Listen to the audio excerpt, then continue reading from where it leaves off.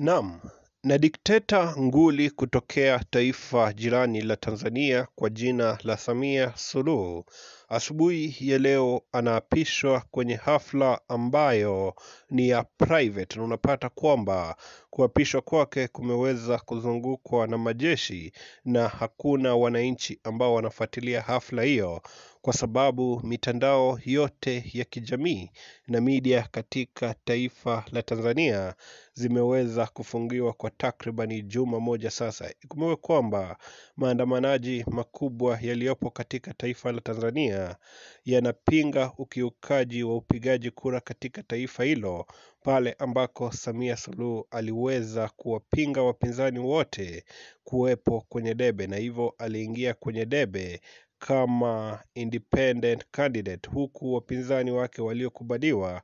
wakiwa ni wanyonge zaidi, na hivyo unapata kwamba aliweza kushinda kura hizo kwa 98%, na hivyo wananchi walitaka mpinzani mkuu wa Chadema kwa jina la Tundu Lissu kuwepo kwenye ballot, na hilo halikuwezekana, na kutokana na hilo unapata kwamba kulikuwepo na maandamano, na bado maandamano hayo yapo katika taifa la Tanzania ambayo yanazidi kuleta maafa mengi. Na siku ya leo, asubuhi ya leo, ripoti ambazo tumepokea ni kwamba nguli huyo ama dikteta Samia Suluhu anaapishwa katika hafla ambayo majeshi yanaongoza, na hivyo sisi kama Vic Dimples tunaendelea kufuatilia taarifa hizi, na bila shaka ujio wote ibuka utaupata katika chaneli ya Vic Dimples. Je, unachukuliaje swala hili la Samia Suluhu? Hebu drop comment yako na kumbuka kusubscribe ili kupokea taarifa zetu, au sio?